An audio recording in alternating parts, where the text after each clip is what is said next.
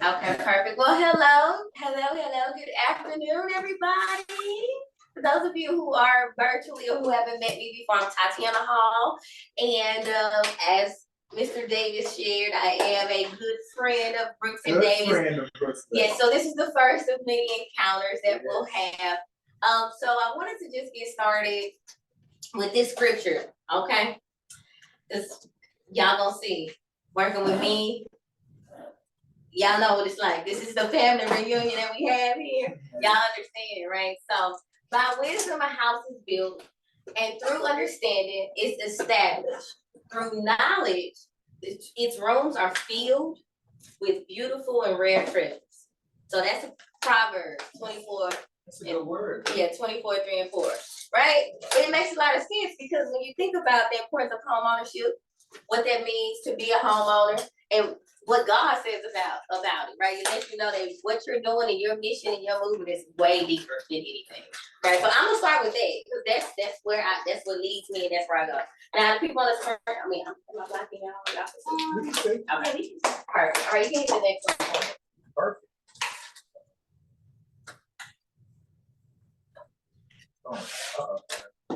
Okay. All right, so when you work with LA Top Broker, you'll have a team, okay? So I'm a mortgage broker. We're gonna go through the difference between the banker and the broker because I know we got a mixed audience today. We got some super experienced people and some people who are like just new, fresh out the water. So bear with us for those of us who already have this information and knowledge, and for those of you who don't, get your pens and papers out so you can make sure you take those notes. Yeah. So you'll have a team, so it won't just be me. So I have a processor, I also have a loan officer assistant. So I am the senior loan officer of the Mortgage Link Queen team at LA Top Broker. And our processor is Brenda Alvaro and Kiana Mosley is our loan officer assistant. So that means that there's someone present throughout the entire process. It's not just me. I'm not just a one person show. Although we are growing, but I'm not just a one person show. So this means that you and your clients are going to have more support, more responsiveness, and things that you need to make sure that you're closing more deals. It's also important that we share what the mission of Team Mortgage Link Queen is, and that is right. We're on a mission to help 1 million families to become homeowners. Period. That's the number. That's the goal. I know it feels real audacious, but of course we can't do that without you guys. So Brooks and Davis hosts a team of, I'm sure you've had hundreds of agents to come through, and I know right now you have about 60 or so on your roster from that perspective. Oh, excuse me. Okay, sorry, 85. My apologies. 80 on the roster. So it definitely takes all of us to make sure that we're able to get that part done. So our vision is to help to use ownership to break the 600% wealth gap that exists. Did y'all know it was a 600% wealth gap? Yeah, so minorities, particularly Black people, there's 600% difference. And so research shows that home ownership in and of itself, it increases a person's net worth by 400 times whatever that amount is. So whatever you make, just becoming a homeowner, already your net worth increases by 400 times your original dollar amount. That makes sense. Right? So home ownership is definitely a vehicle and a tool to do it. And that's important. So the stuff I'm sharing with you, like this, my mission, my vision, and why it matters and why I'm telling you, this is what you need to share with your clients. Because, right, your clients, they want to be more than just a number, more than just a transaction. They want to be a part of the Brooks and Davis family too. And so when you help them to understand that I don't just care about you, I care about your future and your children's future, and right, and I'm trying to do something way bigger than just me, then that'll help them to understand the importance and the value of what this is. Because I know a lot of times we get those clients that get nervous and apprehensive, like I can't do it, I don't know where to start.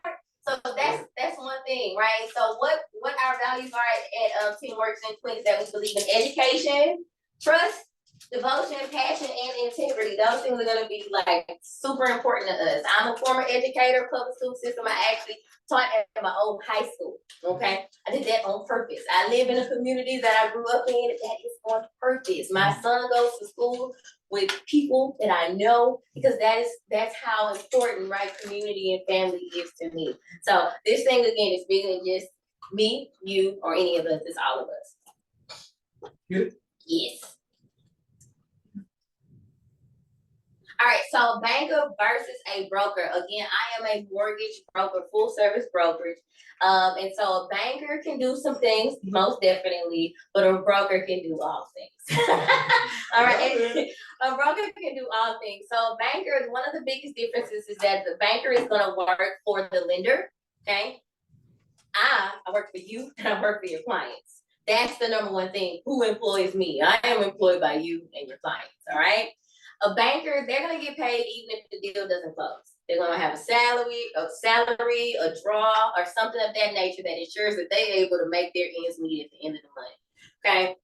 I don't get paid unless the deal goes through. So that means I have a true vested interest, right? So you are more than just a transaction to me as well. So making sure that your deals go through, that they go smoothly, and that your clients have the best experience, that's as important for me as it is for you, okay? With a banker, they can only offer you one rate because, again, they work for the bank, and whatever that bank has to offer, that's all that they can do. Nothing more, nothing less. I can shop with, right now we have 50 plus realtors. So we have about 52, if I'm not mistaken, but 50 plus lenders. Excuse me, thank you. I'm sorry, I think I said realtors earlier, but 50 plus lenders that we work with. That's thank you. That's very important because that means that I'm able to do whatever is necessary. So when we have those clients that feel like it may be impossible, there's an option. I get to say, ooh, I don't know if I have something yet, but let me go see. Let me get back with you immediately, like, and figure out what can I offer. Okay, so that's number one thing. So it's definitely a slow yes you'll get from me for sure, rather than a no, which is what you might get from a banker. A banker, they can only help qualified borrowers. So most bankers, they do what's called qualified mortgages. And that means that they got to fit inside this box. So you're people who get paid because, you know, they're self-employed, or hey, you know, they just make their money differently than the rest of us. I don't know how they make it. You know, my friend like Tommy from Martin, like, what do you do? Yeah, those people, they can still get a home, right? Because I can also give you tools that's going to increase and diversify your buyers. Whereas, right, you'll be limited when you work with just a banker. You can only go with what those programs are. You can go to the next one. I got you. Is the food good? Okay, good. It's amazing. But it better be too, because I was so mad at you. I'm gonna talk about that later. I'm sorry. All right, so here's how I can help to increase your transactions, right? Convert more leads, close more loans, serve more families. That's the goal. Convert more leads, close more loans, serve more families. You can do that because I get to open up the doors for you and the type of borrowers that you get to say yes to. So I have a 1099 program where if you have a self-employed borrower with 1 to 2 is going to give you better affordability. Let's say that, right? Because it's going to decrease the riskiness, right, of the file. But we can work with a 1 year self-employed person using a 1099. So if their income shows and it's projected that it's going to continue to go that way, when we look at those expenses, we can work with that 1099.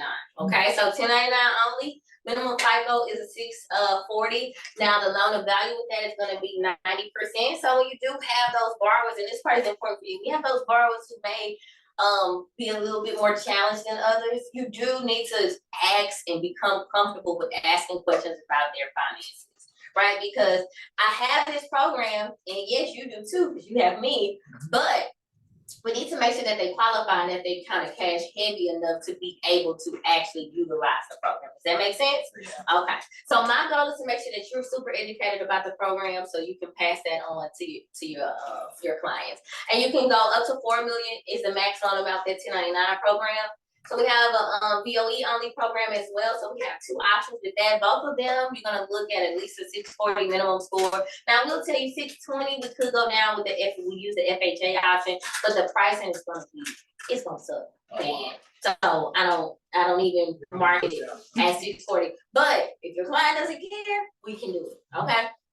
So I do market it at 640. We have the conventional and FHA options. So with FHA is gonna be a traditional FHA loan, 3.5% down. That's gonna be super important. Now, this program cannot be combined with the FHA one. It can't be combined with any down payment assistance program. So your borrower would need to have the funds. They would need to have the funds to be able to do it. But this BOE program is not meant for self-employed borrowers. More so, it's meant to support borrowers who choose to work for small businesses. Right, like you guys, you choose to work for a small business. I know you're big business, but right in the eyes of the IRS, when you have, you make under a certain amount, you have really less than 50 employees, because you guys have. So with the BOE, cause like we give them a 1099. Is that the same thing? Well, we can flex it to go either way. We Yeah, can flex it to go either way. We can use the 1099 if that's going to be a more viable option. Or we can utilize that DOE program and you could employ them right on your roster. So this goal though again is to support those or to allow those people who choose to be employed by small businesses the opportunity to buy a home. Right? I've always worked. It's not my fault that I work, for this small business. I've been there. I make enough. I can afford it. So we're gonna look to see that they are actually receiving income. Okay, and we are gonna look to see. You're fine. We're gonna look to see also that that they're receiving income and that the business qualifies, right? So if you do have a business, right, a small business, it does need to be something verifiable. So I need to be able to find the licensing for it when I go to the state. And if it's not in state, I need to be where it is. I need to be able to find it, source that information. So if you have questions about that'll be one of those one-on-one chats that we'll have about a specific one before we give them. Yes, you can do it. What's your question? The scenario to where, yes, you're educating us today, but we're not versed as far as in that whole conversation. If the practice has been, as I understand it, to say less and have the mortgage lender say more, do you help, or is there a way where you help those that are challenged to build or reconstruct? Become eligible for the for 1099, whatever it is. Yeah, whatever it is. Yeah. Okay. Yeah. So I cultivate ready buyers. That's my thing. I cultivate ready buyers. Okay. Yeah. So right, and I do this because I had to become a ready buyer myself. Right. My process is the catalyst that puts me right in this position. I had to become a ready buyer, and it was difficult. I didn't come from anybody. I didn't know how this thing worked. I didn't know the answers to any questions. I didn't know what options were. I felt like hit my head a whole bunch of times. Yeah. So now with that said, how is that? Because there are people out there that say, "Hey, I want to work. I need to get my credit ready. I need to invest. I need to remove." They want to work with a credit repair person. They may not need to. So credit repair may not be an option that they need to choose. I will be very transparent. Like your goal should be to free up your time as much as possible. Gotcha. Which is why it's kind of commonplace for you to say less and send them on over to us. Because I need you to go get the borrowers because I need you to get the clients, right?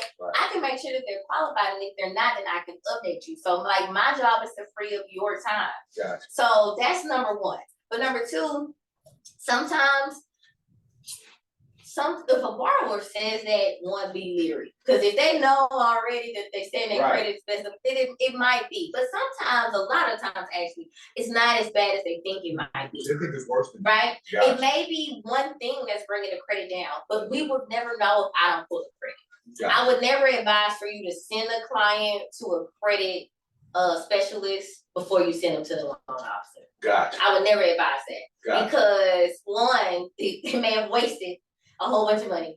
Because if the goal is home ownership, that's very important.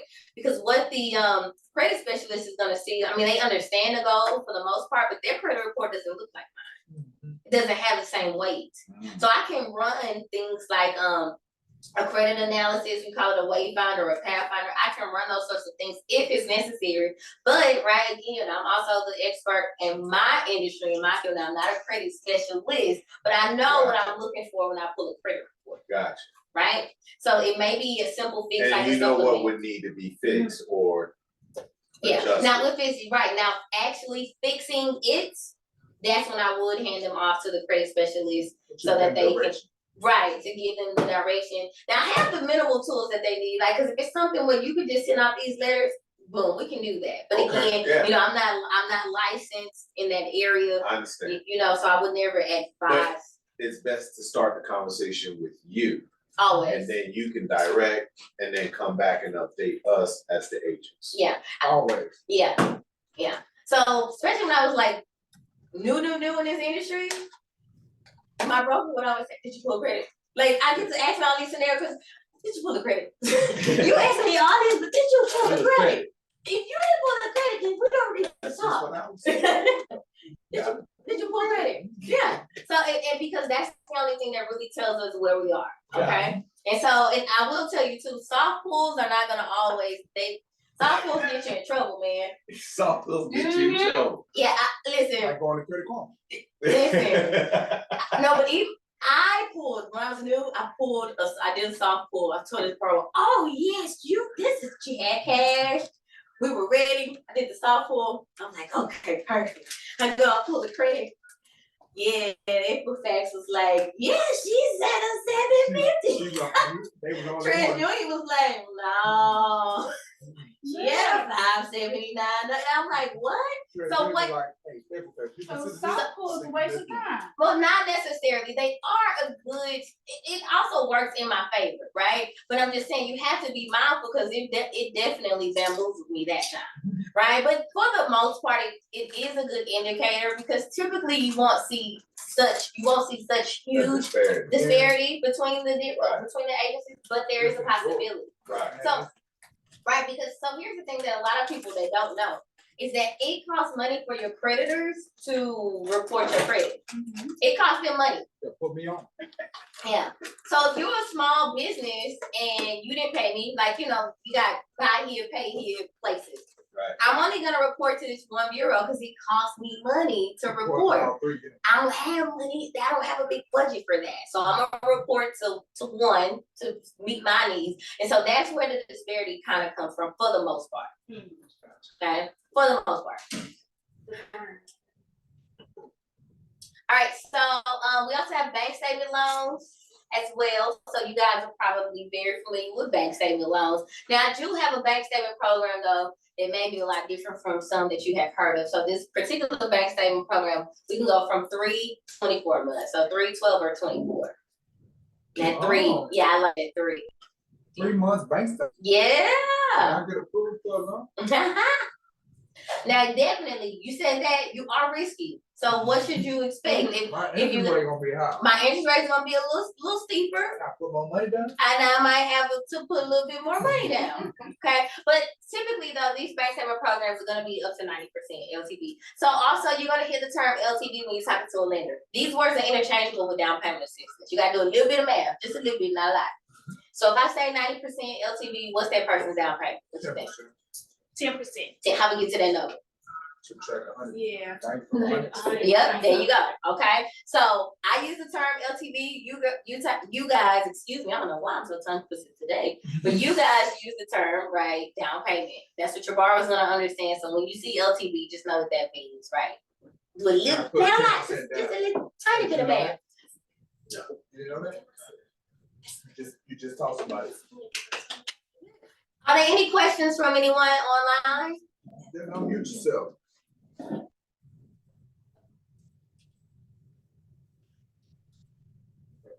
They good?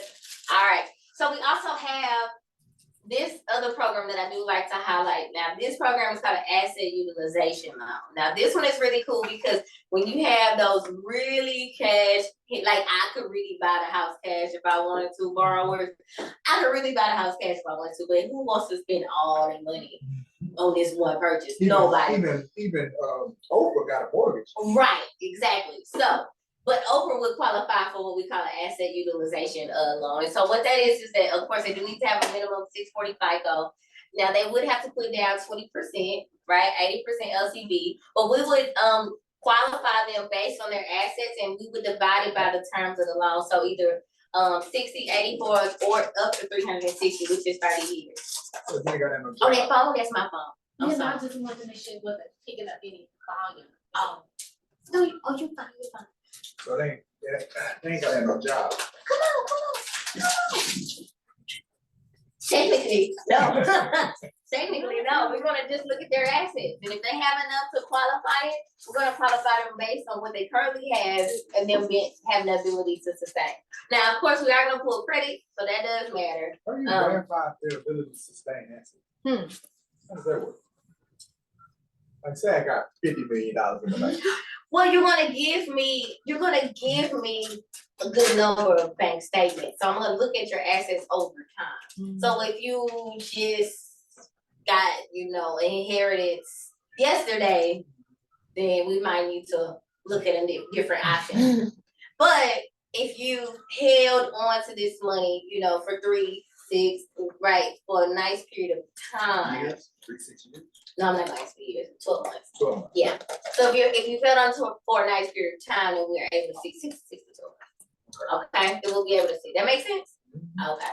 All right, so then of course our other options we have FHA, VA, USDA, conventional loans. We also have added commercial loans to our bucket. Woo, yes, commercial loans. We also have any loans that investors need. So now we have more than just DSCR. We have hard money and private money loans as well. Yes, ma'am. Land loans. So we don't have a land loan particularly, but we can use the commercial or the hard money or private loans for the land loan. I know a lot of people are interested in this, but you gotta just once you figure out what the purpose is, so if the zoning for it gets to be commercial, then we can use like the commercial loan option, or of course we can use the private or hard money. But now we don't have zoning here in Houston. So how would it work under those circumstances? Houston don't have zoning? It's only major metropolitan, US that don't have zoning. I gotta do some homework. Well, let me get back to you. Thank you. That's a good, I didn't know. I knew, now that's a name that I knew too, from being very transparent. Now there are, again, I got a team, so there are people who are very well versed in it, right, in that area, because everybody has their own Well, language, most people right? don't know that. I mean, you would consider a city as large as this to have zoning, but it went up on the ballot a couple of times, but the residents shooting down, so we don't have zoning. Okay, We do what's called planning, okay, so we do city planning. okay, I'm aware of that. I didn't know though that counter zoning. Okay, Oh, good. Is that in trouble? They talked about it. yeah. See, now thank you. Okay, now I learned something. Yes, education. All right, and then we also do have down payment assistance, some of which include forgivable grants. But the best ones, if I'm transparent, are gonna be the ones that come at the second lien, because they're gonna give your client the silent second lien. Y'all know what silent second lien is? Y'all know online, y'all know what a silent second lien Do is? y'all know? No, explain it, please. Okay, perfect. So silent second lien just means that you technically get a loan for your down payment amount, and you pay very minimal. Typically it's like under $100. Like it's very minimal that you pay on it for a period of time. That time period could be 3, 5, 10 years. And so you make that agreement or that arrangement. Now, if that is going to be the option that we utilize, that is something I'm going to inform and disclose to the borrower up front. Because when I was a borrower getting that type of loan, nobody told me that. And I tried to sell my house. Ridiculous. And they told me I had to pay money to sell my house. And I said, wait a minute. How does that work? Y'all gotta pay money to sell my house? But that was why. That was why. And nobody, my loan officer at the time, I used new construction. I'm just saying. And no, they didn't inform me. So when we tried to sell before that time period came, I had that big shocker. Now, ultimately though, guess what? God is good, and I was able to become an investor, based on the situation. So we were able to retain it and get another mortgage because I had an awesome mortgage broker to come and help me figure out how to do it. Yeah. So, but that is something we would disclose. But the down payment assistance options are definitely there. We do work with T-Shack as well. So T-Shack, we do work with Steph, but Steph isn't really pricing. You've been looking at Steph. The pricing is crazy. They had like a little temporary bond. It was gone in 2 days. It's crazy. What about the city of Houston? So I do work with the city of Houston program, but when we work with those programs, just know and understand, I come in on the back end, right? Cause it's all borrowers, they get their qualifications done and then they come. Really? Mm-hmm. I thought y'all they go to you first and then they go to the city. But they have to come back to us. After they go to the city. Yes, because they got to do their own due diligence with the program. So like it's a lot of phone calls for me to get on the phone with whoever your case person is, right? Because so just be aware that if we utilize that option, which is a good option, but if we utilize that option, just be aware that we probably not closing. We probably not closing in 21 days. Right.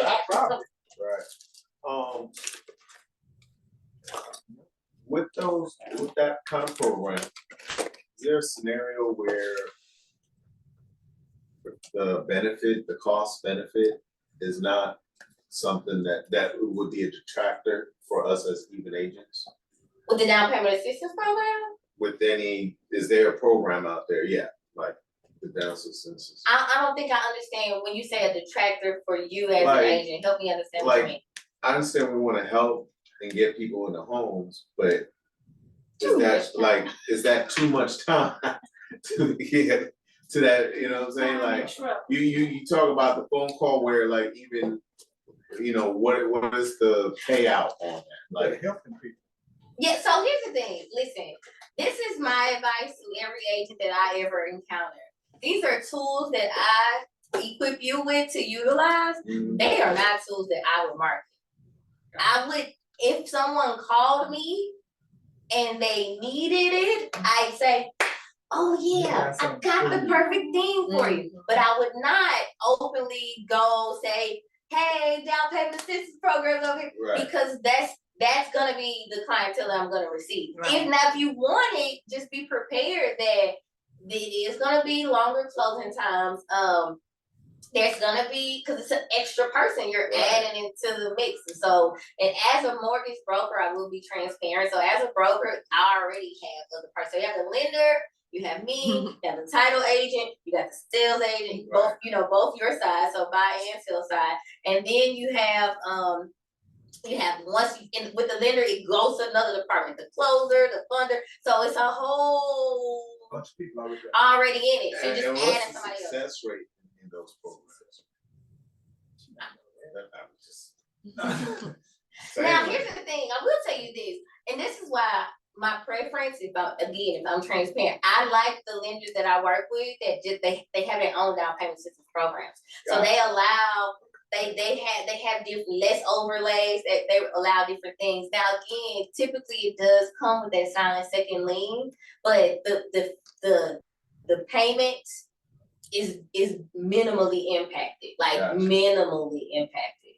So, and again, that's something I'm going to be transparent about. I also will be transparent and say I'm not a proponent of down payment assistance. Period. Yeah. Okay. Now, I'm not against it. I ran across a client. I'm not against it, but I'm not going to advocate for it, because over the life of the long, I mean, I understand that it's a tool that we definitely need to make home ownership a reality for more people. So of course, I have it, but it's not something that I utilize, because for me to borrow $5,000, $6,000, I'm gonna pay $30,000 back if I never refinanced or moved out of that house.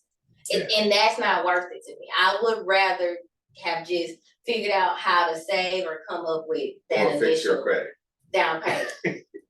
Well, sometimes it's just a down payment though, right? Because I'm on a $400,000 house, I'm gonna have spectacular credit, but I might need the down payment assistance. Again, I'm not against it. So, and those are conversations that I have with borrowers, right? And I'm very transparent. I tell them, if you need it, let's do it. Because I have clients that go to the post office with $0 out of pocket, but I do have to feel comfortable that this is going to be a good decision in the long run. These people are going to be responsible enough to know what's going to happen, because guess what happens at the end of the day? Who gave them the bad deal? Even if I did exactly what they told me that they wanted me to do. Right? And but who else gave them the bad deal? Evans. right? So those are things when you're thinking about, again, remember I told you, the trajectory, far, far beyond yourself. When you're thinking about 5 years down the line, just make sure that you're embedding those types of questions and those types of comments into the conversation. That makes sense? That makes sense? So I'm not against down payment assistance. Don't do that face to me, Michael Davis. I'm not against it.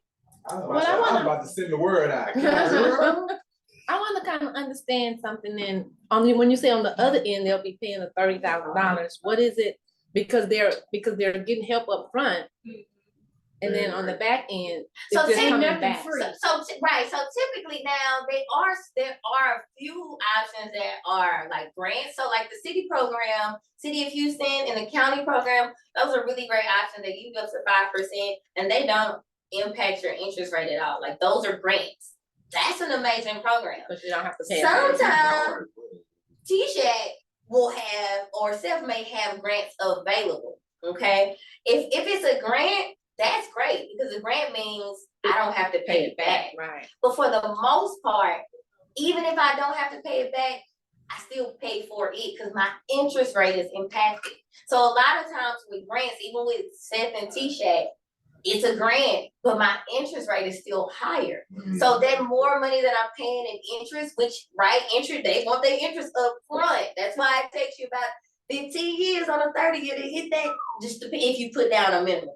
To hit that break even mark, well now I'm paying more on my actual principal than I am my interest. Yeah. Right? So they want their money up front. Does that make sense? It's all sense. So, but if you understand that when we have that conversation, or if you just like, I don't care, just do it. I want this house, whatever your circumstance is, then we'll go through that. But I just don't believe in just blindly pushing. Does that feel better? I don't know. Well, you know what? Whatever. I'm So a happy responsible. medium.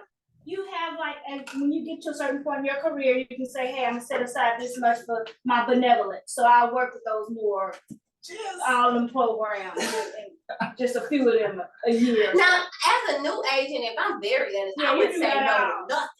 Because it's nothing wrong with being a person who's well versed in down payment assistance either. So the one thing I want you to get from this message that I'm saying is do it responsibly. Don't just push it to push it. Push it and know and understand, become an expert in that area. Like don't just push it. And be mindful of how you market, because if you market down payment assistance, you're gonna get down payment assistance. Ain't nothing wrong with it. I'm a recipient of down payment assistance. So I'm not against it, right? But you just have to, I didn't do it responsibly either, right? So imagine if I couldn't have toted both mortgages, right? Or if I couldn't find a tenant, and I needed to move.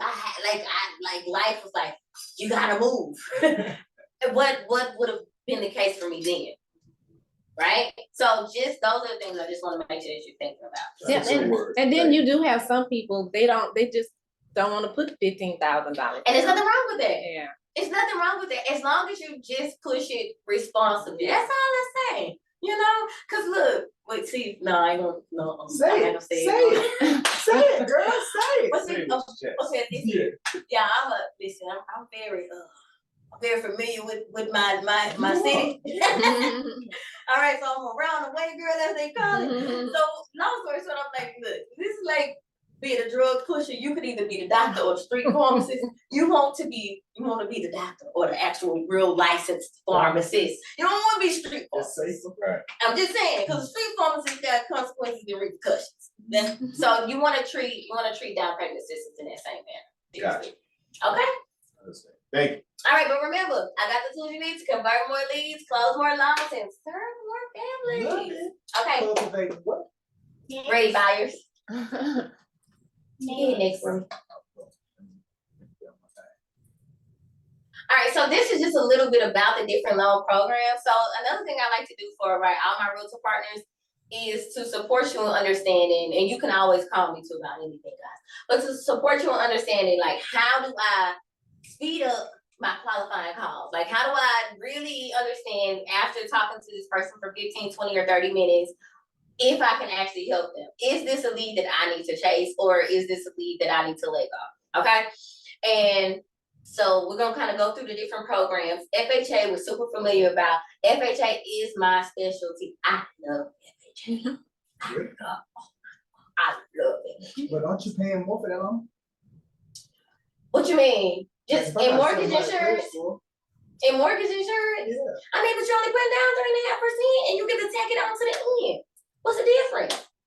mortgage insurance. I could just pay it up front if that's the case. I could just pay the mortgage insurance premium up front, pay it out up front. So you don't see the difference. You don't see a difference between. No, a lot of times, so what I do for my borrowers, I give them a pricing scenario. For my clients who do have better scores, I will be transparent and say, typically a conventional loan is gonna offer them a better monthly payment, Okay. right?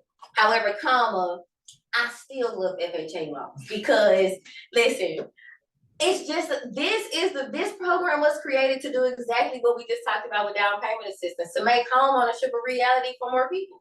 Now, yes, we do have to put the bill for it, right, with our upfront mortgage insurance premium. That part does suck. But I also love this loan because as a lender, I'm gonna tell you this part, when the deal goes awry, this loan got clauses in there, it's called an escape clause, that gets your buyer out the deal and they get to be made somewhat whole, all right? So they have remedies in there in place. This loan protects borrowers. That's why I got such a bad rap, during the little COVID crisis and all that. They didn't want FHA because FHA loans, they protect borrowers. They make sure that borrowers get their money back.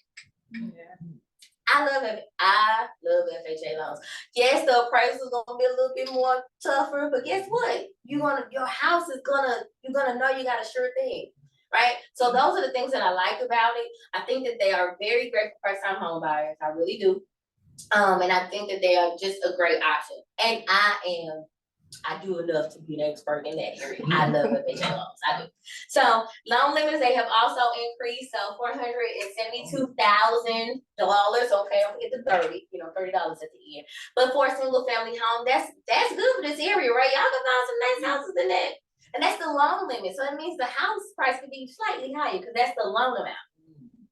Okay? So after they put down that 3.5%. So you can still do some really good shopping. We can also go up to a 4 units. So 4 units, y'all know anything 1 through 4 is residential. Anything greater than that is going to be commercial. Now the only thing with the FHA is that it does need to be owner occupied. There's some ways to get around having more than one FHA loan. Possibly, okay, we've talked about that. But you do need to be mindful though of if your borrower is married. That's where FHA loans suck. So in Texas, we're community property safe. Only if they married and they ain't got their stuff. That part, and they spouse don't have their stuff together. Yeah. That part, that's where it sucks. Okay, and that's where conventional's gonna win all day. But with FHA loans, any government loan, anything that ends in an A, FHA, USDA, VA, those are government loans, and they require, at least in the state of Texas, that the spouse's credits or debts, I should say, are included in the ratio, the debt to income ratio. Not the score, if we only want to use one borrower, but right, if their income can't support all the debts, then we have an issue. So yeah. But other than that, it's a really good program. And I do want to make sure that you guys know this because a lot of people don't know this. A lot of new agents. FHA loans are not really condo friendly. Mm-hmm. Yeah. So it's a very short list. Like this condo right here, this purple. They don't qualify.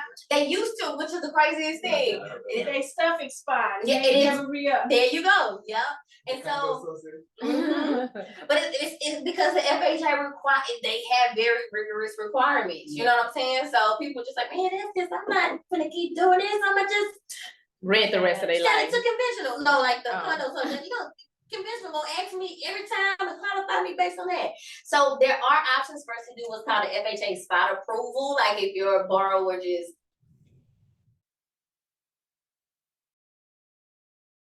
they may have limited mobility, they may be aging and can't really, take care of like the yard maintenance and things of that nature. And as long as they can support or their debt to income ratio can support the monthly maintenance fees, then we can look into something called an FHA spot approval. Again, if we have to look into that, do not expect to close in 21 days. Not 21. It's not gonna happen. Michelle has her hand up. Oh, yes. Michelle, go ahead. Yes, I missed what she said at first. She said FHA loans have something with townhouses or something like that, she said. Or not? Oh, I said that they're not really condo friendly, condo and townhouse friendly. So if you have a borrower who can only qualify for FHA, do your best to help them to understand that let's not even waste our energy looking at FHA loans. Cause you can pull up the FHA approved condo list online. It's very, Yes, and the ones Very that are limited. approved, they in terrible, terrible neighborhoods. right, yeah, see, you've been down that road, you understand? It's a very limited list. Did you catch what I said about the spot approvals?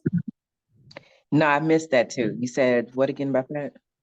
Okay, so with the FHA loan, they're not really condo and townhome. Well, not excuse me, they are townhome friendly. They're not really condo friendly. So if it's an attached unit that reports as a condo, okay, they're not really condo friendly. But we can look into something called an FHA spot approval. Now we would have to go through their process and get documentation from the condo association, submit it to FHA, wait on their response. Make sure that there's no, they don't want any more requirements, go back and forth with their process. So I said we could do that, but it won't close quickly. 21 days. Sure. Yeah. 21. All right, any more questions online? Y'all do a 203 tax? 21. Yes, we have that option, but I don't, You don't do 203? not me. But we do have the lenders to do it, but I don't. Because you talked about your time, it's very time consuming. So that's not, you want me to do you right? You don't want me to waste your time. I would never do that to you, right? You have all your eggs in my bucket and I'm like, I didn't want to do it. Yeah, so, yeah. But I can refer you to one of my partners who did this, yeah. All right, you can go to the next slide. Cool. Oh wait, I'm sorry, go back, just one more. Everybody knows this, with less than a 580 credit score, y'all know how much you gotta put down on FHA? 10%. 10%. You can qualify down to a 500, okay? But anything under 580, 10% is the minimum. So they maybe should just do the conventional if they got. They can't qualify. So conventional requirements, you can't go lower than a 620. Most lenders have what's called an overlay or added layer, right? In addition to what Fannie and Freddie say, to say, I don't even want 620, give me 640. Most of them. FHA will go down. A lot of lenders go down to a 580 because that's like the bottom. But anything under 580, you do have to put down 10%. So I definitely do manual underwrites. I know what a manual underwrite is. Nope. Okay. We'll explain. Thank you. All right, so manual underwrite, that just means like the borrower could qualify, but the automatic underwriting system, the computer doesn't like their profile. It's something in their profile that the computer doesn't like. AI. Right. So, but everybody have to go through AUS, right? No matter where you are, we all have to run it through their portal. Even if I'm doing something unconventional, I still gotta run you through the AUS system and get the denial so I can then put you in that other loan. So AUS is very important. So if I'm looking at a borrower and I see, okay, well, whatever their credit score is, be it 580 or 579, right? Just we are right there on the fence. If I have to do what's called a manual underwrite where a human has to go through and look for those things, then I'll be able to qualify them based upon what those additional overlays are going to be, since we'll do a manual underwrite. So some things that change when we do a manual underwrite. Typically, debt to income ratio is up to 56.99 because it can't hit 57. So up to 57%. But if we do a manual underwrite, it really just depends on like what their payment shock is. Like those things come into play. So if they are living rent free, they never paid anything, and now they're paying, $150, dollars. 150% more than what they typically, were. That's a payment shock. So now they may give me a new overlay where, okay, the down payment, the max DTI can't be greater than 43%. So you can still buy, but you can't buy at that price. Does that make sense? Because now you're risky. Because if the computer said no, because the computer we already told the computer what to look for. So if the computer said no, then you're very risky. So we'll do a TBD. Y'all know what that means? To be To be determined. So determined. we'll do a TBD manual underwrite to go through and kind of let them underwrite it and then see where we are. If you gotta do a manual underwrite, should you expect to close within 21 days? No. No, you should not. 20. Okay, so don't expect to close in 21 days with a manual underwrite either. But you can expect to close in 21 days with a regular FHA loan. You can, for sure. All right, you just did this one. Okay. Did you hit next? I did not, I'm sorry. All right, so this is something I like to just give my realtor partners, just a quick little FHA borrower profile. If you want to take a picture of the screen, screenshot it, or whatever the case may be. If you talking to a borrower and the questions you need to ask, feel comfortable. How much have you saved for the purchase of a new home? Ask them that. Like, feel comfortable with getting in their business. They don't want us to make it. Well, you gotta be in it. People I don't ain't like good. being in there. Well, then you don't like That's a being good a qualifying top producing question. agent. I like sending Yeah. them to you. You don't like being a good top producing agent, because good top producing agent, don't you ask? Yeah. You can ask in a tasteful and tactful manner, but this, remember, your time. Do you want to waste it? No, I don't want to waste it. Cause I'm gonna tell you this too. Listen, cause I'm here today, happy. But if you send me, everybody you send me, not qualified, not qualified, not qualified, I'm gonna pick your collar up on the fifth ring instead of the first. Oh, man. Not don't at say all. that's before that. I ain't gonna get that bad, but I'm gonna pick it up on the fifth ring, not the first. But if I may be the little devil's advocate, okay? Mhm. For whatever reason, you know, especially with, I don't know, I feel like women are more we forthcoming, outnumbered. We're outnumbered. right? But hold on, I'm just saying, when I'm talking to a woman client, I feel like they're more easier to share the information with me than, say, a male client, as far as where their pockets are. Gotta get comfortable with it. Okay, but what I'm trying to say is that as I tell them my general scope, right? I'm telling them that the person that's gonna get into answering or asking you some real questions, no, that's not the way to go. No, because here's the thing. Listen, I'm here. Tatiana said, don't be wasting her time. Right? Don't wait for a But even greater than that. Pre-qualified myself. No, but even greater than that, listen, that's the difference maker between a top producing agent Right. and a non-producing agent or low producing agent. Well, It is. everybody at Brooks and Davis comes in as a top producer. Amen. And I want to keep it that way. Ain't that right? So my goal is, because you have to understand your value Entity. proposition, Right. right? People don't even know what the heck. My own family, well, my kids, because I've trained them, the 7 and 4-year-old, I've trained them. But outside of my kids and my husband, people don't even know or understand what I do as a mortgage broker. Right. But they know real estate agent. My aunt is all the time, yeah, my niece is a realtor. No, I'm not. It's realtor. And she a realtor. No, I'm not. I'm not a realtor. I can't help them. So, right? But they know you. You are the first line of defense. You are the one. So my goal is to position you as the expert, Gotcha. right? Gotcha. So that they So feel I'm gonna pass comfortable. the expert. So Right? that we And then you all say, get boom, it. I'm gonna send you to an even more expert of an expert, Gotcha. right? Yeah. Because I'm an expert in this, Right. just like I do with the credit. I don't know everything about credit, but I know enough to tell you this. Now I suggest that we go to the next step and do this. So when you're having that conversation, that needs to be a question that you asking outside of Just what's ask your it. price point. Because yeah, I want a $5 million house. Gotcha. Mhm.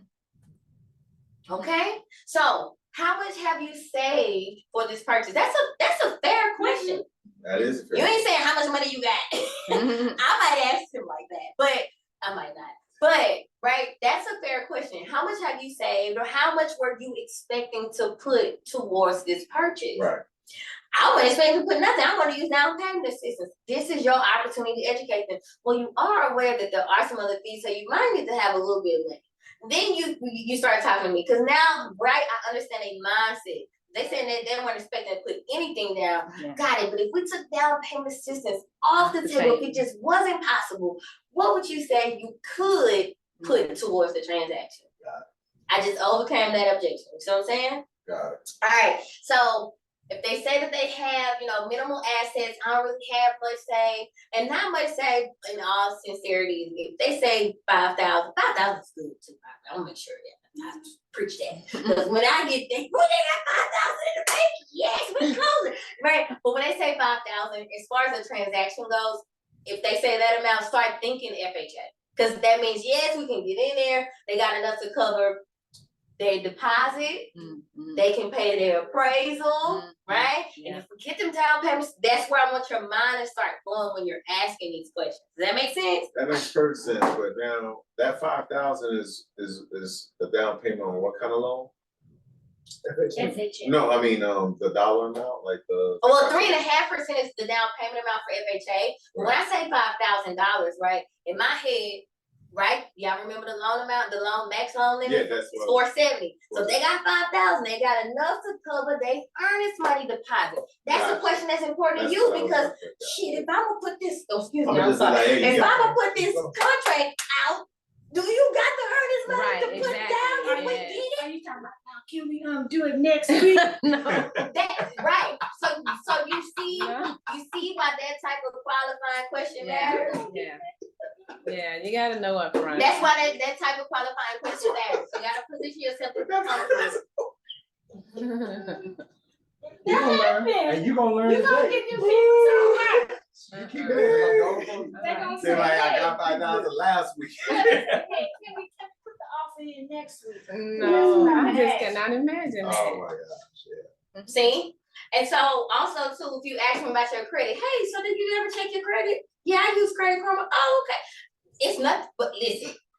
When they tell me they check Credit Karma, I don't get mad because I feel like that's good. That's a step in the right direction that you even care enough to check Somebody, that. yeah, at least Oh, they they be check. coming like, no, Credit Karma say my score is this. Now that's when I go, well, excuse me, but Credit Karma. But when they come during a consultation call and I ask them, hey, so have you, do you ever check your credit? Yeah. That's a fair question that you Yeah. need to ask too. Now, of course, they don't have to disclose to you, what it is, but they can tell you, it's all right. I got some stuff I need to do. I got this I need to take care Can I of. jump in there? Look, I've been doing this business close to 20 years. I ain't really ran into nobody got an issue with you asking questions. No, Right. They expect that. And if somebody do have a problem with me asking about how much money you make or what your credit score is or how much money you have saved, you got a problem with me asking the question, Yeah. I probably shouldn't be working with you. Right. Mhm. Yeah. Yeah. So I wouldn't, don't be apprehensive, man. That's kind of like going to the doctor. How you gonna go to the doctor? When you go to the doctor, and if it's a new doctor, the first thing they do is hand you this chart and they Ask tell you to fill out all questions, this stuff. Then you take the chart, and then before you even see the doctor, they start taking all your vitals, Facts. right? And then when you go in there to see the doctor pull your chart, and then he gonna start asking some more questions. Yeah. Right? Some people feel on those. They Right. like, I only have one drink a week. But Yes. the point is that before the doctor can offer a solution, like he gotta know what's going on. Mhm. Like we the same way, like We we the gotta know doctor. what's going on. Yeah, you are the doctor. I'm the specialist, Yeah. but you the doctor. We the You the general one that, practitioner. there you go. Yeah. And we gotta figure out how to, Which best way, like, I need to Yeah. send you to the heart specialist. yeah. There you Right? go. Send you to Perfect. the money first. That's a perfect analogy. That's perfect. And then now you can say, I got a tool for you for Yeah. sure. Rather than, I don't know, let me see if they can, and I can't. Right now you know. And that's right, this presentation is that you get the whole I thought you said y'all had. What's up? On video. We was I doing this. thought you said. So if you act now, you don't necessarily have to ask them a lot about their monthly debts and things of that nature. I will get into those sorts of questions. But if you do just the bare minimum, ask them about what they are willing or able to put towards the transaction. And if they check their credit, and once you get that idea, if they got some money and they got decent credit, Then send them now they to worth the their time. Yeah. Right, okay? But the rest I can do. Now, another important question you might want to ask them is, do you plan on staying in the house? That was my Yeah. next question. Yeah, do you plan on staying in the house? That's probably an important question. Now, listen. Well, I can't say I want to stay on camera. So ask That's them, possible. No. ask them, do they plan on staying in the house? Okay, just make sure. You ask them if they plan on staying in the house. You can go to the next one. And then how long do they have to stay? I mean, like some people that, I'm like, can you stay at least for a year, 2 year, 5 years? Conditional loan. Is there Well, if it's FHA, then the minimum requirement is 1 year. The minimum requirement to stay there Is is a 1 year. year. Okay. Mhm. And As far they don't be cheap. I know. Like, what happened if you move out in there? well, if the people find you, What they gonna do? They call the loan due. Yeah, what we do? Wait, hold on, you said one So we year? need, so do we need the Question. shit. no, I never got Within this question the- before. within the So year. yeah, we have some. Look, we need some of those answers. I mean, but you know, FHA has the minimum 1 year But you gotta one do that year. for a occupancy year, requirement. But they don't tell you what the consequence is. If you If don't. you But the second year you can. Yeah. Go ahead, you can do whatever. I after don't, that. that's a great question. I would think Can they you would write call that the down for me, loan. Jen, so I can answer that? Or technically, I want to answer that. We say, oh. Yeah, they was like, hey, What happens if you Uh-huh. move out of an FHA house within a year? What do they actually do? I don't have the Because answer, but I'll otherwise, get it. the people say, oh, ain't nobody coming here, they don't know why, because somebody's just there. Somebody answer the door, you don't know who that person is. This is things that people are saying. Mhm. I'm just saying. You know, it's just the thing is you just never know when it's you. You know how That's true. is everybody speeding? Yeah. And Which then one, who they Because on catch? everybody around me was going faster than me, sir. Why you won't be over? Exactly. You just never know it's gonna be you, Yeah, you know. So everyone is out of question, but I'm gonna get an answer for that. I like that. All right. So conventional minimum credit score 620, 5% for most borrowers. Now, YouTube University makes everybody think that they can all put down 3%. You do have to qualify for the 3% down payment. Now, another question. Now, this does make me cringe just a little bit, but it's okay. When people say, you got any first time home buyers programs? Now, there aren't really truly a lot of first time home buyer programs because most programs are available to all borrowers no matter what. However, there are some instances where the program might have a stipulation where you must be a first time home buyer to receive down payment assistance. So when they say first time home buyer, I hit them with two things. Do you mean down payment assistance? Because if that's what you mean, yes, I have that. Or do you mean you want to put down 3% on a conventional loan? Because this is the one true, right? As far as guidelines are concerned and what the guidelines say nationally, it's first time home buyers, which are people who haven't owned a property within, y'all know, 5 years or 3 3 years? 3 years. You haven't owned a property within 3 years, you get to be considered a first time home buyer again. But Our wait, president did But that. when you say haven't bought a property, no, I was gonna say, so when you say haven't bought a property, is it Owned. literally have owned? So what if it's If your name is on the title of a property, you own it. okay, but if you're leasing it or renting it and you're not living there, The that's title still still on. title still Yeah, owned. your name cannot be Be on on the that title of property. a piece of property over a 3-year period. Yes, Okay. yeah, your gotcha. name can't be on the title. Yeah. Okay. So, but for a lot of people, this works for them. So, they have to do things again, or maybe they. 80% AMI. Yeah, that's what, please explain, I'm trying to understand that. So that's the thing. So sometimes you may meet the first time home buyer requirement, but then you also have to, and you can look this up, it's called Fannie Mae lookup tool. You can see what the AMI is for our area. And so you can't typically have, with this first time, with the 3%, you can't typically have more than 80% of the area median income. For our area, it is very specific to your house, right? Like literally I have to put the actual address in for that particular home.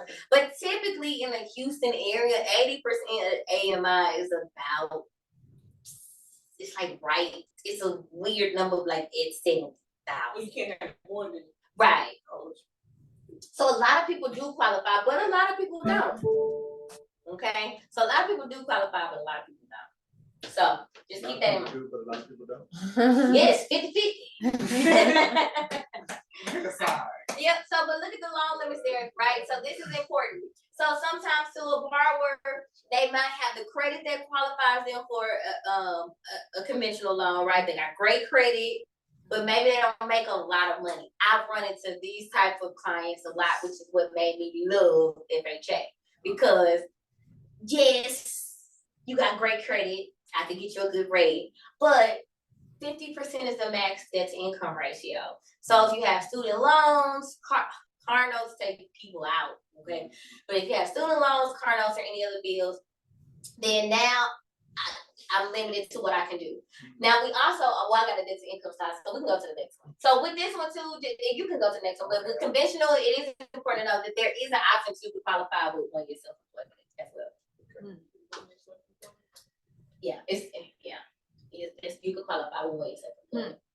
Right, but it would need to be like file your taxes when you're self-employed, if we go straight conventional. Now, my 1099 program, that's different. But like if you, yeah, right, because I just want your 1099 only. But if you go conventional with the 1 year, because you want to take advantage of a better rate, right? Then you file your taxes to show that income. Pay me. Yeah. Okay. You always Yeah, gotta but pay that just them. needs to show That you, right, that will qualify you based on whatever that income was over that 12-month span. So conventional borrowers, you get to talking to them, that conversation gonna just sound different. Mm-hmm. Right? Like Yeah.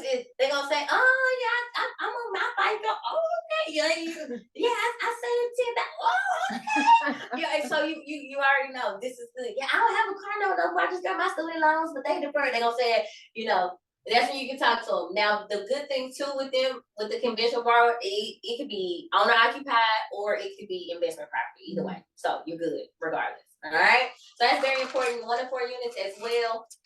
Keep that in mind. You can go to the next one. Okay. I have a question. Mhm. So being that, it's not like the FHA, you have investment properties, so I own now, looking to get another property. So they'll consider, I guess my question is, when it comes to the debt to income, can you use that one property, will it be counted against you as a debt, or can it be counted? It depends. So it depends on your level of investorship, I should say. So if you're an experienced investor, meaning if you can show that you have been renting out that property for 2 years, and we can use 100% of that income, right, that you receive from that property. If it's your first experience, or if you have less than 2 years, then we'll have to give what's called a 25%. We'll have to account for 25% occupancy. So meaning, right, putting up a little bit of money in case it doesn't, if you take longer to rent something. Yeah, you got a little cushion, right? 25% of whatever that monthly rent you would be receiving, you've been ideally putting it to the side. So they make us factor that in for you. That's a great question. And you can hold up to 10 conventional loans. In your name? At once. Oh, wow. No. What? All right, so bank statement loans, bank statement loans, 620 is gonna be that's the skin in the game. Y'all listen, if I'm very transparent, I mean, we can help everybody, but just know this, 680, that's where things get better. That's where rates get better. That's where Life is different.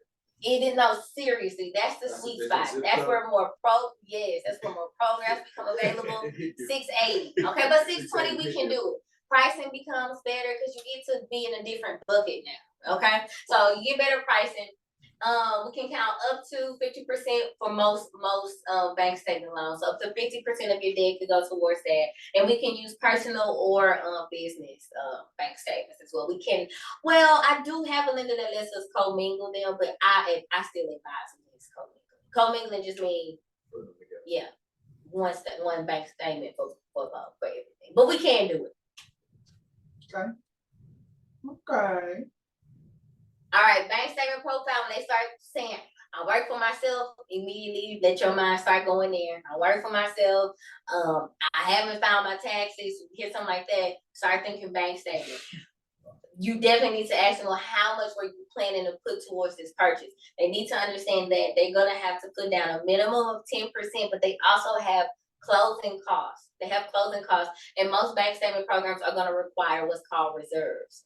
So I explain that to borrowers by saying reserves are like when you're renting an apartment, they say you need to make 1 to 3 times a monthly rent, right? Reserves are saying, okay, well, after this transaction closes, I need to see that you have 1 to 3 times the monthly mortgage payment left over in your account to be able to pay your bill. So you have that. 1 to 3 times. So you have that times 3 or whatever for that. Then my question. I'll come back. So you have that 1 to 3 times in the bank afterwards. Right, okay, yeah, so, what else would be, how long do bank statements, how far do you? Oh, so I have 3 options for bank statements. So 3, 12, and 24 months. 3 months, you're gonna have to put down 20% though. 12 and 24, you can go with 10%. But again, I mean, it's still a fair trade-off. I'm only asking you for 3 months of your business. That's the only income documentation you gotta provide. Yes. And I just want you to have money. I think it's fair. What did they look, how many? Cause if you don't pay, if you run off on the plug, if you run off on the plug or on the lender, if you run off on the plug, at least they can account for 20% of the money that they not just out of luck. They got I'm gonna something. break one of They your just legs. get less. See? They say when You went to you the got street more, level. you got more skin in the game, you less than running away from the plug. Exactly. No, seriously. So that's exactly what it is. So if you hear that, you just make sure. So with bank statements, you can do investments. So if you want to buy investment property, if you want to buy like your primary residence, that's fine. You can buy whatever you want. Bank statement. All right, you go to the next Okay. one. Okay, I'm sorry. All right, so investor loans. Won't have to get into detail with this too much. You can call me specifically. I just wanted to make sure that you knew and understood we do have investment loan properties. Typically that'll be like the DSCR, and that just means that the property's gonna qualify rather than the person as far as the income goes, right? We still care about their credit, which it needs to be a 620 plus. All right, but we can talk about that at another time. All right, so borrower profile, main thing with investor is if they say, I want an investment property, because you can only buy investment property. So that's all I want you to think about is just that part. If they say an investment, just know we got an option. But also too, those are not easy to pre-approve. I have to pre-approve the borrower, right? Because invest and DSCR loans are gonna be based on the property. So if we don't have an address, then what I'm saying is all relative until we get the address. It's okay. So if you do want to get a pre-qualification for an investor, then just know I'm gonna ask them for their business. Now, usually they're not gonna want to do that either. They're gonna want to be like, I mean, I gotta pull their credit regardless, but they're gonna be like, what you need all this for? I thought this is well, until you get a property, I gotta find some way to qualify you, sir or ma'am. Okay, so that's it. Next. All right, BOE loans, we talked about that a little bit earlier, about that's being the loan that we have to, right, for those people who work at small businesses and things of that nature, not for self-employed borrowers. Up to 55% debt to income ratio, 3.5%, we do have a conventional option as well. And I'm so sorry, so forgive me, I didn't update the loan limit, but it's the same loan limit as FHA. Now, the only thing though is if we do a BOE loan, so we do a verification of employment, it needs to be a single family home for FHA. Conventional, we can talk, but FHA, it needs to be single family. And again, the borrower's employer needs to be able to be verifiable. All right, so they say they work for, somebody, little mom and pop shop. They get paid cash, they get paid in Zelle. They just get however, okay? Something other than a regular traditional paycheck, we can look at that. Next. All right, so got a little pop quiz for you. All right, so which loan product of the ones that we went through best suits each borrower? So scenario one, Jessica worked as a dental assistant for 5 years. And I want to hear from y'all online too. So Jessica worked as a dental assistant for 5 years, making $20 an hour. Due to COVID, in October 2019, Jessica was laid off from her job. Though she was unemployed for 4 months, she started her own business, renting. Booming. Now, after she started her business, it began to flourish, and she earns about $4,500 a month selling her product. So just on the business. Jessica plans to include her self-employed income on her 2021 taxes. Okay. She haven't even thought about filing 2022. Okay. So on her 2021 tax return, but she did not include that income on her 2019 or 2020 tax returns.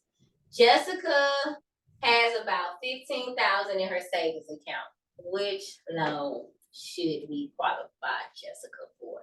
Because remember, this is all the story you're gonna get on the phone. So self-employed? What's the self-employed tax? The 1099, the BOE, I was thinking BOE too, but I missed that. So BOE is not for self-employed borrowers, because right, BOE, your employer has qualified. But she worked for herself, so who writes the 1099 for? in the bank draft statement, Bank statement? Oh. Why you say bank statement? because she has to show where the money's going. How long, here's a 3 prime months, question. the 3 How long months. has she been earning $4,500? 4 months. Huh? You said 4 months there. Well, remember the date. She lost her job, she was unemployed for 4 months, so by 2020, she started making some cash. Yeah, so the bank statement. So we're gonna go bank statement, Yeah. right? Cause how much does she have? About 15 in her savings? 15,000. She can do a little something with that, Yeah, right? yeah. So also too, what I didn't mention is that, so some of my lenders, they do allow us the ability to use down payment assistance or gifts with bank statement, okay? But be very leery of the down payment assistance and more friendly towards the gifts, gift funds, all right? But yeah, bank statement, that's a great one, okay? Next. It's this little extra thing right here. What is it? Oh, that's the. All right, so scenario number 2, which loan product best suits this borrower? Okay. Quaylen has worked as an HVAC tech for HISD for 3 years. He earns $14 an hour plus overtime. Okay. Quaylen has gotten $1,000 bonus every year for the past 2 years. And Quaylen says he has good credit. He also says that he has a truck note and a few credit cards, and he has lots of student loan debt. Quaylen has $4,000 saved, and he has $8,000 in his teacher retirement account. FHA. No, I would say He's conventional. doing conventional, Conventional. W2 conventional. I was gonna say conventional, but then when Why he you say started, conventional? because when he started talking, Because of his debt to income ratio. So why would he go conventional? Because of the debt to income ratio. It's supposed to be higher. So he should go. FHA. He should go. But FHA. FHA, isn't it? If Debt to income. FHA's debt to income ratio is up to 57%. Conventional's debt to income ratio is only 50%. So that means if I have more debt, then I should go with an FHA loan because I can get more because it lets the threshold go to 57, not 50. Which is So it's what, 7 extra percent. Got it wrong. which is why I always like saying, hey, you know what? I'm the general practitioner. No, but this is good. Yeah. No, but this is good because remember the This goal. is The good. goal of this is so that you can start in your mind qualifying your borrower. Right? I don't want you to do my job. I want you to give me jobs to do. Send your clients to me. Please do. I am happy to talk with them. But I do want you to, again, free up your time. I want you to free up your time because you can tell in the first 5 to 10 minutes of a conversation, is this gonna be something that's probably fruitful or is it not? And that lets you know how much skin you need to put in the game, right? So that's the point of you understanding the different loan programs because they're tools in your tool belt. Like, you know what I mean? So I offer them, but they're yours to use. So you have to understand them. So perfect. Now I did want to just point out this little piece right here. Now y'all may, that's touch rate, excuse me. Y'all may or may not be aware of this, but TRS is real finicky. That's why I put this on purpose. Sometimes I can't pull out money from the TRS. Most times Texas don't allow, in Texas at least, a lot of times Texas don't allow you to pull out from TRS. You have to be separated from your job in order to use it. Now if I would have said 401k, Yeah, you can you use can that. use it, right? You can take a loan against it. And that's only up to 60%, right? Typically, unless they got different requirements, but typically. But teachers' retirement, a lot of times they don't allow you to take money out if you still work there, which sucks because it's my money. Yeah, that's what they say. And I've been paying it. Give it to I'm me. on it That's now. what they say. Should I just quit buy this house and then work again? Like, yeah, no. We can go to the next one. All right, so we're gonna talk a little bit just about these debt to income ratios because I thought this might be something that we need. You go next, sis. All right, so debt to income ratio is all of your monthly debts, all right, in comparison to your new monthly payment. Plus your new monthly payment in comparison to your monthly income. I apologize. So let me go back and retract that and say it again. Your debt to income ratio, you got 2. You got front end and your back end. This part y'all need to know because guess what? I denied a loan the other day and she was under contract because that insurance came in way over. And that we was right. We had no room for error, okay? Net insurance, I couldn't find it up because she was in Baytown. Y'all know that Baytown insurance is very expensive. Very expensive. Oh, Baytown is steep, okay? So anyways, but this is why it's important for you guys to understand this income ratio, because that was a very uncomfortable call for me to have with a client, my realtor partner, and everybody, because everybody bust their butt, but and we shopped and shopped, couldn't find nothing cheaper. But anyways, the CFPB again is gonna define DTI as all of your monthly debts plus your new proposed mortgage divided by your monthly income. That's your back end. That's the number that's 57. Okay? You got your front end too. Just take out that monthly, take out that new monthly mortgage, that proposed monthly, take that one out, and that's your front end. That number is 47. That, like, your current debt shouldn't be more than 47%. Okay? You can go to the next one. Yeah, I want you to take a picture of this screen. Take a picture of that, because that's the math right there. That's what you put in your calculator. Okay, you said you got 500 in. That's literally what I'm doing. I'm on phone thing. I got my phone out. I'm going, all right, you got 500 student loan debts. You got $200 car loan. Well, that's not realistic. You got $300 car loan. More like a $500 car. Somebody hit me with a $1,100 car loan. I said, Jesus, Oh please. my God, really? Jesus. Did you fall out the car? I should have. Yeah. That was crazy. $1,100. Wow. $1,100. But anyway, so you got that. Okay, you make how much? All right, I literally add all it up, divided by how much they told me they made. I look at what that is. Ooh, that's when. Now you don't have to do that. I don't want you to be the one to do that, but I want you to know what to do. Because if I gotta deliver you news, girl, I know they said they wanted to shop at this much, but we can't go that high. I want you to understand that. Does that make sense? Because that lower pre-approval amount, that affects your pockets. So, but I want you to be able to understand how we got to that amount. Okay, so again, I don't want you to do it, Evans. I just want you to understand it. Okay. All right, so here's a good example of what it is, right? So if you pay $1,500 a month for your mortgage, right, your proposed mortgage, another $100 a month for your car note, and $400 a month for all of your other debts. So that's credit cards, student loans. Even if they're deferred, we still have to factor some payment in. Okay, I got workarounds for how we get that number low. I see you. How we get that number low, but student loans, car notes, credit cards, personal loans, Child support, IRS debt. How you get all the debts? You just tell me that. Well, when I pull their credit, I'll be able to see most of them. It is up to the borrower to be transparent, though. That's a great question. It's up to the borrower to be transparent about things like child support. If they don't show if they're not getting wage garnishments, that's my due diligence to check their not credit report, their paycheck stubs to see if they're getting garnishments. But maybe they pay it a different way, right? Anything's possible with the attorney general. So, but if they're not upfront, we can get all the way through to the end of the deal. And this other report is a final report called the LexisNexis. Y'all heard that before? That's not ran to the end, because they run it at the end to make sure that you haven't went to apply for a new mortgage somewhere else. So they wait to the end to run it. And that's where secrets can happen. K-verse reports come out that you had student loans that were defaulted. Maybe they weren't showing on your credit report. Maybe, maybe from the time I pulled it to the time we went under contract, you let your student loans default. So that report is full.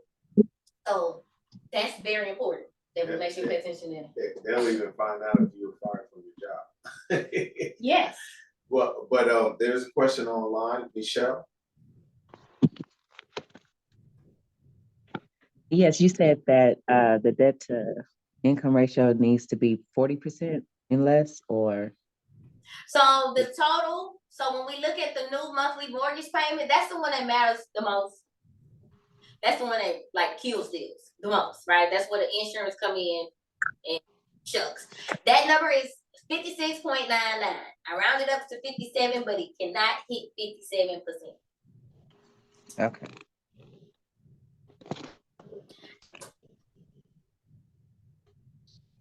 Perfect. All right, so, but this is how you kind of just do that math. You add up, again, all of their monthly debts. You look at what their income is. You literally divide it over there. I get that number and it's less than 57. All right, this is worth me chasing it, right? This is worth the time, energy, and effort and money that I gotta put into this, right, to make it be worth my while. And this is the front end. This back. Remember, see mortgage payment? Okay, gotcha. Mm-hmm. But the front end, same exact thing, you just don't include that mortgage payment. Okay, so if I do the front end payment when they telling me about all their debts and their income, and we already at 58, you gonna have to pay out some debt. That's my next piece of the come up. Girl, you have to pay. I don't think that this matters from a mortgage perspective, but if a second time buyer has a lien on the current, that doesn't affect them from borrowing. Yeah. It does. Mm-hmm. But if it's like. And it depends on if it's an outstanding lien or if they've already worked out the payment arrangement. Payment arrangement is only if you sell your home. You know, so like there's no payments due only when you sell your home. Oh, it's not like a judgment lien? Like, okay, so like prime example, I didn't even know you could do this. My uncle had a lien on we just saw my grandparents' house. It was, my uncle somehow got the child support lien put on my grandparents' house. I don't know how that was able to do. Oh yes, because that was his address of record. So they put the lien on my grandparents' house. But that's technically a judgment, but it's a lien. Are you saying like if they have like what we talked about, like the silent second lien or something? What do you mean? From the COVID situation. So like, you know, if you deferred your payments, whatever. Oh no, then that should be fine. That's counted as their payment. Like that should be counted as their payment. But if it's a judgment, like when they had to go to court and something happened, like you owe me, we either need to see that the payment arrangements are reflected and we need to make note of those, or that debt's gonna have to be paid in full. That's a great question. Okay, listen to this. I'm almost done, y'all. I promise. It's good.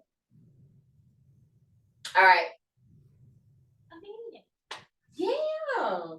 I don't know if If you're looking into buying a house, consumerfinance.gov can help you navigate the home buying process and understand any new financial terms you encounter along the way, like debt to income ratio or DTI.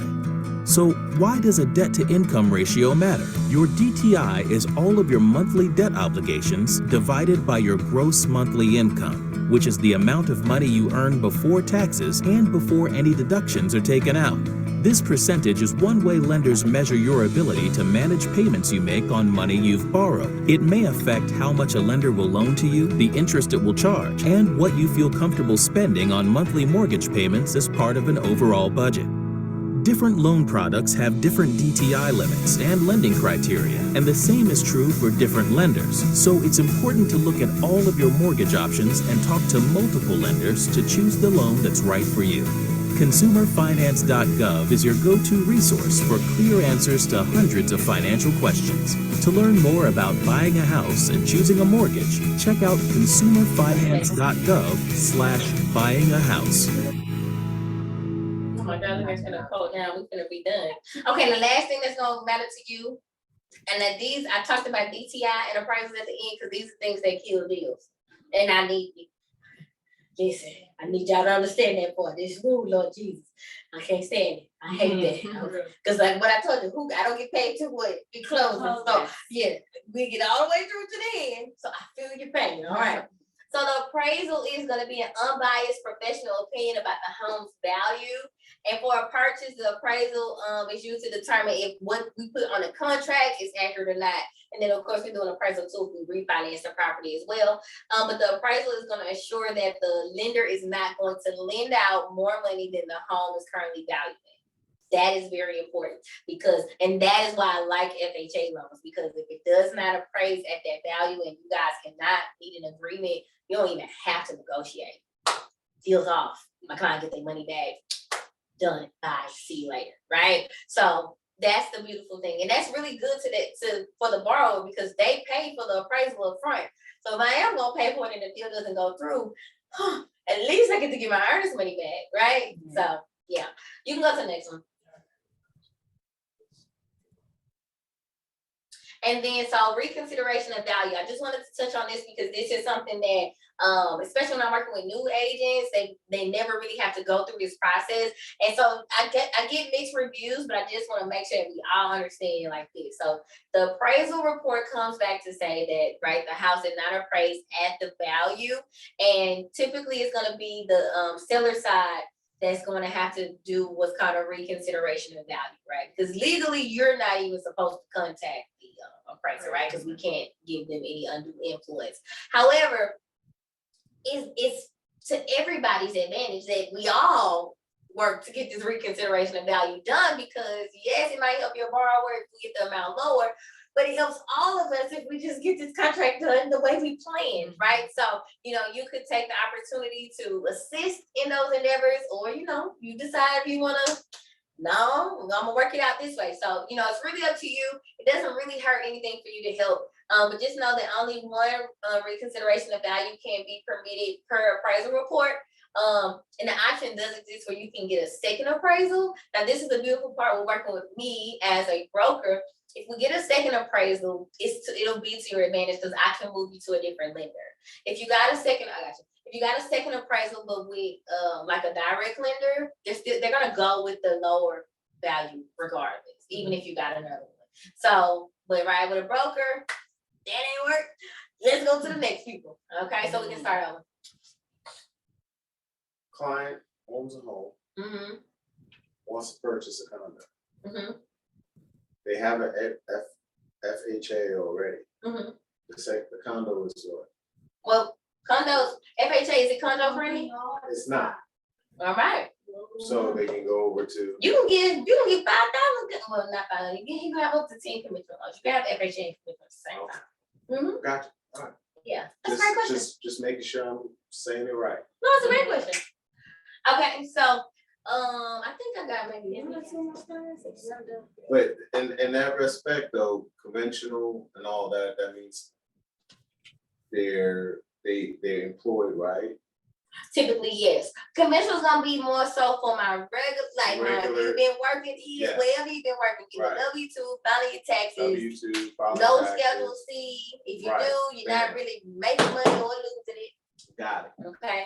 So just in case if you ever have to go through this, if you want to take a picture of that, just in case if you ever have to do a reconsideration of value, I just want you to know what the process looks like, and so you can be prepared for it, because it's a very easy process, but when you don't know, it feels way more complicated than it really is. So you as the agent, make sure, because I give you a copy of your appraisal report. I do not give it to the sales agent. So as a buyer's agent, I should say, you get a copy of the credit report, appraisal report. Make sure that you read through it and you understand what it is that you're looking for, right? Make sure that you agree with it, if it's not favorable, especially. But even if it is favorable, make that a common practice to actually read your appraisal report. Make sure that you understand the comps that were used, because all of this is just going to help you to better understand the market, where you are, what homes are selling for, and then as you move from lane to lane, from being a seller's agent to a buyer's agent, vice versa, what to price it and what makes sense, in addition to the CMAs that you guys are gonna do. Good question. I roll back something you said, trying to fix conventional long questions. You said conventional for us will not really make money. We make money, but not really losing. Oh, I said with a Schedule C. If they had a Schedule C. That the Schedule C, yes. Schedule C means when you file your taxes, you say you own your own business. But they're employed. I see what you're saying. So they're employed, but they have a. Right. I mean, you can have a Schedule C, but I'm just saying, so like if you show though that you made a $12,000 loss on your Schedule C, I gotta take $1,000 from your monthly income, because I gotta account for that loss. Right. So if they don't have a Schedule C, better. So if they do have a Schedule C, then I might look at FHA, because I gotta remove $1,000 from their income. So now we might have a problem if the income from their job was only $4,000, and I gotta take $1,000. But if their income from their job was $8,000, then I gotta take $1,000. Maybe not a big deal. Make sense? Yeah. All right. So yeah, just make sure that you understand this. As far as the reconsideration of value goes, that's a really the main thing I want you to get with that, so you can understand how to do it in case you have to do it. That's it. That's all she wrote. If y'all could do me a huge favor, go to use that link and check me out online. Go hit follow, like, so you can save my information. I do have business cards for those of you who are here. But Yeah, send my application out to your clients and reach out however you want to do it. Awesome, great information. Do we have any additional questions online before we end the training today? Go ahead and unmute. If so, and if not, then we're gonna go ahead and end and finish eating. Let's see what we have. All right, guys. Well, thank you, Tatiana. Thank again. you guys. Thank You all have a great day. This will be uploaded to our YouTube, so you can watch it again. Take care. Oh, perfect. Thank you. Let me go turn my thing on live. I just want to say something. Yeah, you know.